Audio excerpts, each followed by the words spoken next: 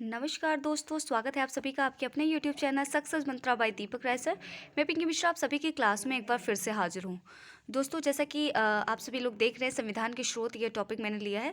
मैं एक quick revision में आप सभी को कभी कभी पूछ लेता है कि इसका विवरण किस भाग में है या किस अनुच्छेद में है। तो उसके लिए क्विक रिवीजन के लिए मैं 5 मिनट की वीडियो बना रही हूँ, जिससे जो आप सभी लोगों के लिए अच्छा साबित हो सकता है।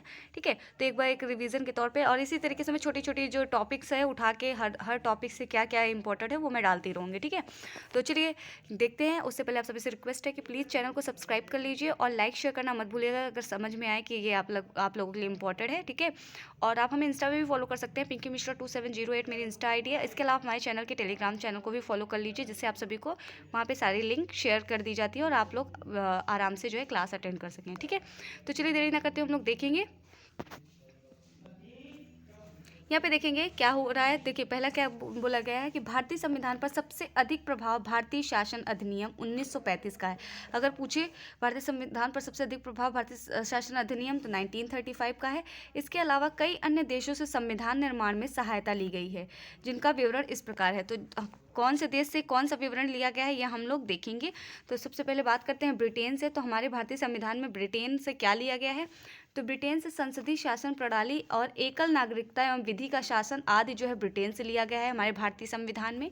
अगर हम बात करें संयुक्त राज्य अमेरिका से क्या लिया गया है, तो मूल अधिकार, न्यायपालिका की स्वतंत्रता, न्यायिक पुराणावलोकन का सिद्धांत और उपराष्ट्रपति का पद।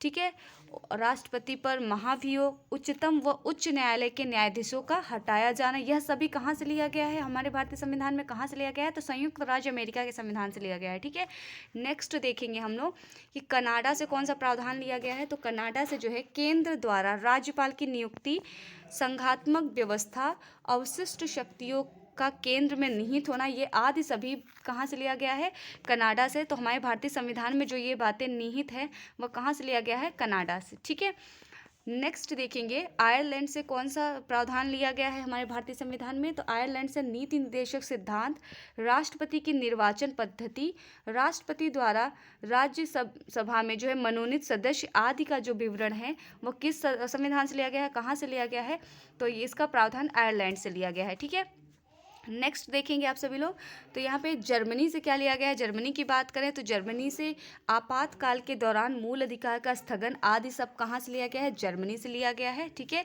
नेक्स्ट देखेंगे आप सभी लोग सोवियत संघ से क्या लिया गया है, तो मूल कर्तव्य जो है वह कहाँ से लिया गया है, सोवियत संघ से लिया गया है। ठीक है, अगर बात करें कि दक्षिण अफ्रीका से कौन सा प्रावधान लिया गया है, तो संविधान संशोधन प्रक्रिया, राज्यसभा सदस्यों का जो निर्वाचन आदि का जो विवरण है, आदि जो प्रक्रियाएं हैं वह कहाँ से लिया गया है, दक्षिण अफ्रीका से। और यदि हम बात करें जापान से, तो जापान से जो विधि द्वारा स्थापित प्रक्रिया जितनी है वह सब कहाँ से लिया गया है, जापान से लिया गया है। तो आप सभी से एक क्वेश्चन इस तरीके से पूछ सकता है। तो देखिए, यहाँ से आप लोगों के 1 नंबर के क्वेश्चन तय हुए। ठीक है, अब हम आगे बात करेंगे जो आप सभी के हेल्प करेगा। क्या है ये जो भारतीय संविधान में जो भाग है, प्रत्येक भाग में कौन से विषय पर चर्चा की गई और यह आर्टिकल कहाँ से कहाँ तक है उसकी बात करेंगे। तो भाग 1 में संघ और उसके क्षेत्र के विषय के बारे में विवरण है। ठीक है, और यह कहाँ से कहाँ तक है, आर्टिकल 1 से 4 तक जो है भाग 1 जो है आर्टिकल 1 से 4 तक आता है।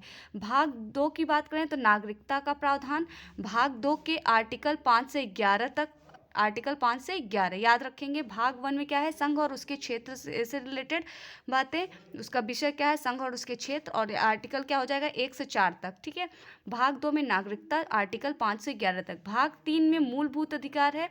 ठीक है, तो जो मूल अधिकार है वो कहाँ से कहाँ तक है, तो 12 से 35 तक मूल अधिकार दिए गए हैं। ठीक है, भाग 4 में राज्य के नीति निर्देशक तत्व दिए हुए हैं, वह उसका विवरण कौन से आर्टिकल में है, 36 से 51। ठीक है, भाग 4 के क में मूल कर्तव्य का प्रावधान है और यह इसका आर्टिकल 51 के क में जो है इसका पूरा विवरण है। ठीक है, भाग 5 में कौन सा विषय है, संघ से रिलेटेड जानकारियां हैं और इसका आर्टिकल कौन से कहाँ तक है, तो आर्टिकल 52 से 151 तक इसका विवरण है। ठीक है, और अगर हम बात करें अध्याय की भी बात करें तो अध्याय 1 में कार्यपालिका से रिलेटेड बातें, अध्याय 2 में संसद से, अध्याय 3 में राष्ट्रपति के विधायी अधिकार और अध्याय 4 में संघीय न्यायपालिका और अध्याय 5 में भारत के नियंत्रक एवं महालेखा परीक्षक। अगर आपसे पूछता है कि भाग 5 अध्याय 5 में किसका विवरण है, तो भारत के नियंत्रक एवं कहाँ लेखा परीक्षक, ठीक है।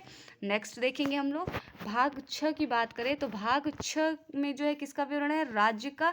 और यह कहाँ से कौन से आर्टिकल में 152 से लेके 237 अनुच्छेद तक जो है इसका विवरण है।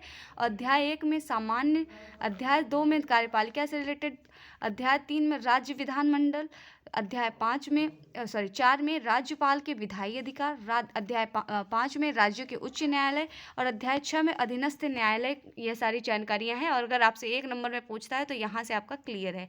भाग 7 की बात करते हैं तो भाग 7 की अनुसूची की बात करें, भाग 7 में देखेंगे प्रथम अनुसूची के भाग ख में राज्य निरसित, और यह आर्टिकल कौन से में है, 238 में विवरण है, ठीक है। भाग 8 की बात करें तो संघ राज्य क्षेत्र, इसका विवरण कौन से आर्टिकल में, तो 239 से 242 तक इसका विवरण दिया हुआ है। भाग 9 में पंचायत से रिलेटेड विषय है, और अगर हम बात करें कि इसका कौन से आर्टिकल में पूरा विवरण दिया है तो 243 से 243 के ड़ तक जो है विवरण है इसका, ठीक है।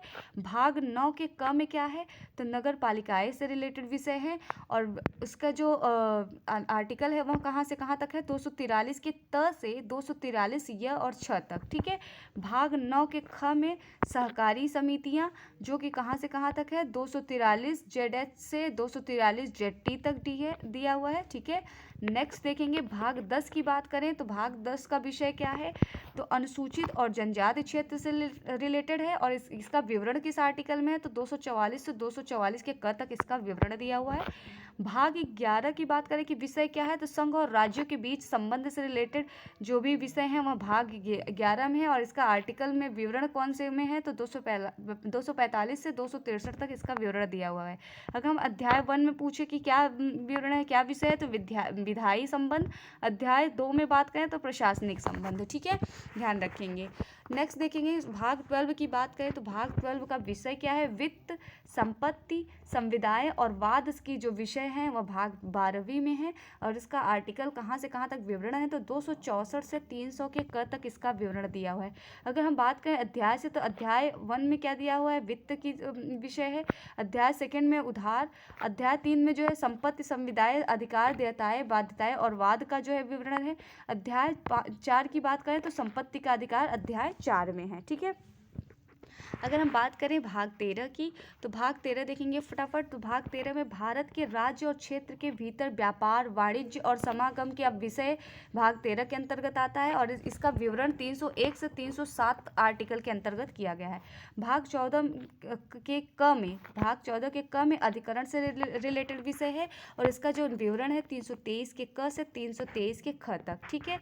अगर नेक्स्ट बात करें भाग 15 की बात करते हैं तो भाग 15 का विषय क्या है, निर्वाचन से रिलेटेड, और इसका जो विवरण है 324 से 329 के क तक है, आर्टिकल 324 से 329 के क तक। भाग 16 का विषय कुछ वर्गों के संबंध में विशेष उपबंध, इसका आर्टिकल 330 से 342 तक विवरण दिया गया है, ठीक है। भाग 17 में जो है राजभाषा से रिलेटेड विषय है, ठीक है, इसका जो विवरण है 343 से 351 के मध्य, 343 से 351 तक है, ठीक है।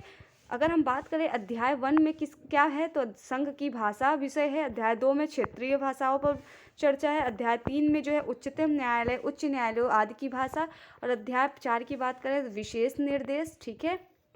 इसी तरीके से भाग 18 की हम बात करेंगे तो भाग 18 में आपात उपबंध है, जो कि आर्टिकल 352 से 360 तक इसका पूरा जो है विवरण दिया हुआ है। भाग 19 में प्रकरण विषय पर चर्चा की गई है, जिसका पूरा विवरण 361 से 367 तक दिया गया है। भाग 20 में संविधान का संशोधन, जिसका विवरण आर्टिकल 368 में है। भाग 21 में अस्थायी, संक्रमणकालीन और विशेष उपबंध दिया हुआ है, जो कि 369 से 392 तक इसका विवरण दिया हुआ है। भाग 22 संक्षिप्त नाम, प्रारंभ, हिंदी में प्राधिकृत, पाठ और निरसन, यह सारे विषय है भाग 22 में, और इसका पूरा विवरण जो दिया गया है वह कहाँ से कहाँ तक है, तो 393 से 395 तक भाग 22 का विवरण है, ठीक है।